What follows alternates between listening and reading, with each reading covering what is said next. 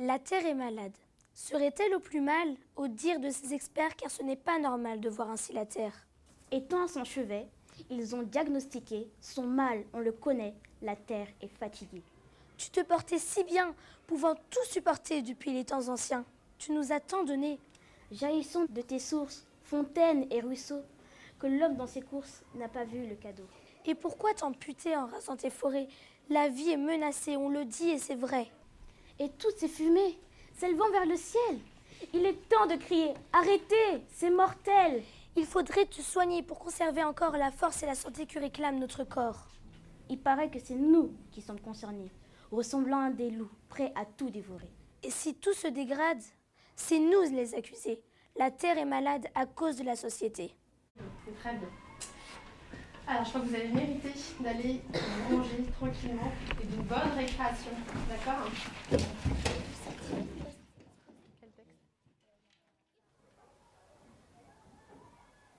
Donc, je m'appelle Sophie Laballerie, je suis enseignante depuis 8 ans. Ça fait 5 ans que j'ai des CM2, parce que c'est un âge que j'aime bien à l'école.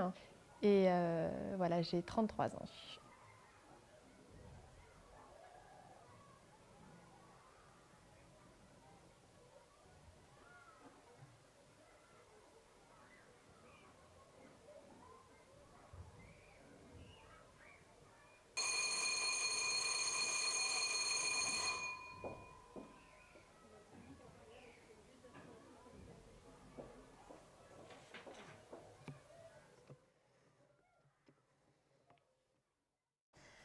La planète fait des vagues. Alors déjà, au-dessus, il y a écrit tempête, inondation, froid polaire, sécheresse. Tout ça, c'est ce dont on va parler après pendant les séances à venir. Ce début d'année 2014 est marqué par des épisodes météorologiques extrêmes à travers le monde. Un signe du réchauffement climatique? On sait que le monde se réchauffe, explique Guillaume Séchet, mais on a encore beaucoup de choses à apprendre. On avance à l'aveugle. Une chose est sûre, l'activité humaine, et en particulier la pollution dont elle est responsable, tient une part prépondérante dans ce phénomène. Conscient de cette responsabilité, ça veut dire qu'il y a une responsabilité commune et individuelle. Individuelle, ça veut dire que vous, peut-être que chacun de soi peut agir. Collectif, ça veut dire que tous ensemble, peut-être on peut faire quelque chose. Le but, c'est surtout de, voilà, eux, dans leur quotidien, d'avoir des gestes qui font que le changement climatique peut-être stoppera un petit peu. Donc je pense que c'est le plus beau message à faire passer. Et leur prouver aussi que justement, on ne sait pas tout, qu'on va tous chercher ensemble. On a pris conscience de certaines choses, augmentation de la couche d'ozone, on a vu que du coup il y avait l'effet de serre dont on a parlé, on reparlera, c'est un peu compliqué, qui était plus important dans notre société. Les déchets, les catastrophes naturelles qu'on voyait de plus en plus, les changements différents dans des températures qui vont changer les paysages. Alors vous, petits citoyens que vous êtes, quelles sont les 10 petites choses que vous pourriez faire dès ce soir pour faire en sorte que peut-être le réchauffement climatique cesse? Donc la première séance, ça a été des documents. Une fois qu'on a fait des hypothèses sur ce que pouvait être le changement climatique, on leur a donné des documents où ils travaillaient par groupe. Et puis après, chaque enfant d'un groupe venait restituer le travail pour qu'on puisse construire cette définition du changement climatique. Je vous écoute, qui se lance dans la définition qu'il a essayé de construire sur les changements climatiques? Noé? Depuis le XXe siècle, la température et les catastrophes naturelles ont monté. Donc la banquise a fondu et certains pays sont inondés ou asséchés. La deuxième séance, on a fait une expérience puisqu'on essayait de s'appuyer sur la fonte de la banquise et la fonte de la glace continentale, voir si, comme on entendait dire, toutes ces fontes entraînaient la hausse du niveau de la mer ou pas. Donc on a fait des schémas, des expériences. Les schémas, ils les ont fait tout seuls, puis après par deux, observation d'expérience. Alors qu'est-ce qu'on rajoute ici pour faire l'expérience de la banquise? Des glaçons. Ok. Donc, j'avais fait ça parce que je trouvais que c'était plus rigolo comme forme. Alors, sachez juste qu'il y a la même quantité d'eau là-dedans que là-dedans. C'est juste la forme qui est différente. D'accord? Je pense que ça a dynamisé le projet. Le fait de pouvoir manipuler, même si c'était un minimum parce qu'ils ne l'ont pas fait de chacun. Il y en a qui l'ont refait chez eux avec un gobelet, un glaçon. Donc je pense que l'expérience les a accrochés. Alors oui, effectivement, on va aller se réfugier autour de la table, je suis bien d'accord. Je vous demande juste 2 choses. Déjà, c'est de ne pas bousculer la table. Sinon, vous allez faire bouger l'eau des aquariums et ça va forcément fausser notre observation, d'accord? Et de le faire en bonne intelligence, c'est-à-dire qu'on n'est pas en troupeau là. C'est pas le premier jour des soldes et on se rue sur les vêtements qui sont dans les rayons, d'accord? Alors allez-y.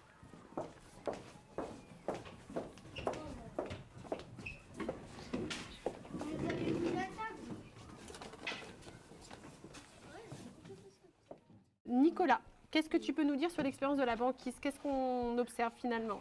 Que ça n'a pas augmenté.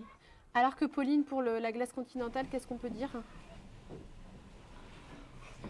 Là, la glace a fondu et l'eau n'a pas augmenté. Là, la glace a fondu et L'eau a augmenté. l'eau a augmenté. C'est D'accord? le contraire de ça. C'est le contraire. Ça veut dire que... Est-ce que les conséquences vont être les mêmes sur la fonte de la banquise et la fonte de la glace continentale? Baya? C'était une question. Vas-y. Pourquoi lorsque les glaçons c'est de l'eau, donc pourquoi alors lorsqu'ils fondent, eh ben, ça c'est pas plus haut, enfin, ça Pourquoi le pousse niveau pas, de l'eau oui. n'augmente pas? Kezia? Parce que la glace est formée sur l'eau. Du coup, c'est de l'eau qui est glacée, qui était déjà. Voilà, c'est de l'eau qui était déjà présente dans la banquise. C'est juste qu'elle était sous une autre forme. Elle était sous une forme solide, mais elle était déjà présente. Ça te convainc ou pas du tout? Au niveau scientifique, j'ai trouvé que c'était assez angoissant au départ parce que, voilà, moi je me suis posé plein de questions. C'est pas forcément un thème que je maîtrisais, donc j'ai lu beaucoup. J'ai même pratiquement tout appris en dehors des badauds et des températures. Oui, j'ai appris beaucoup sur la fonte de la banquise, la fonte des continents. On va dire qu'il y a entre, je ne sais pas, 5 heures de travail personnel en plus, peut-être de recherche, mais que bon, finalement, sur quelque chose qui dure après 2 semaines, c'est accessible à tout le monde. Alors, Romain, il me disait quelque chose de très intéressant. Il me disait, moi, ça m'embête parce que j'ai vu un reportage. Dis-le, Romain, ce que tu m'as dit, parce que tu vas mieux le dire. Parce que J'ai c'est... vu un reportage, mes grands-parents ils habitent vers 5 km de la mer et puis par exemple en 2070 par exemple l'eau elle arrivera presque à côté de chez eux. Voilà, en fait, Romain, il est venu me dire, il me dit, je suis embêtée parce que là, le document, il nous dit que la mer avance de 10 cm donc en 20 ans. Et Romain il me dit, moi je viens de voir un documentaire où on m'explique que l'eau elle avance beaucoup plus vite que ça. Alors en fait, qu'est-ce que les deux ne se contredisent pas? Au contraire, qu'est-ce que ça peut dire? Qu'est-ce que ça peut vouloir dire? Ah ouais, ça, la situation a empiré, mais ça c'est le phénomène, c'est quand vous allez de plus en plus vite à vélo,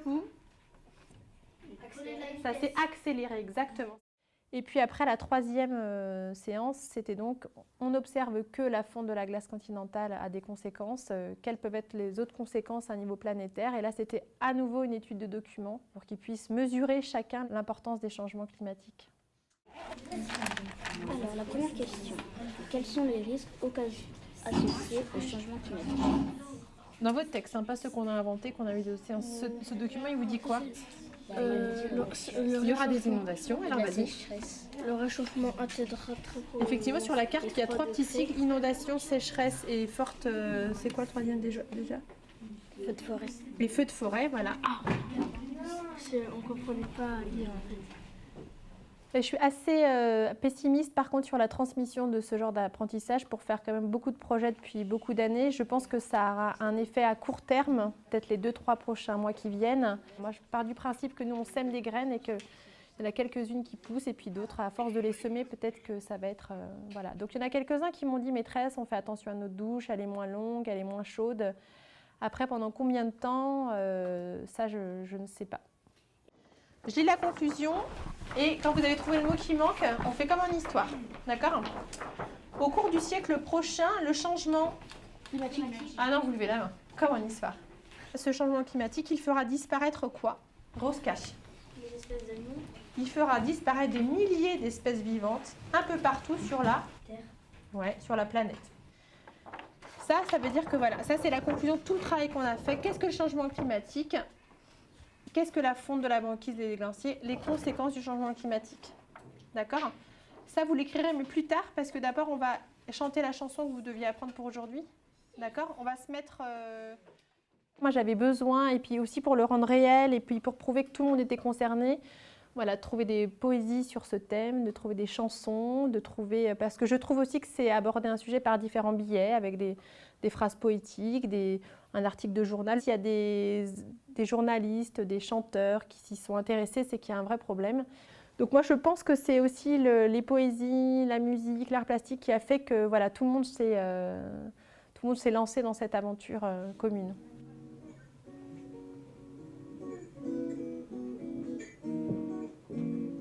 Donnez-moi le droit de grandir sur une terre qui tourne.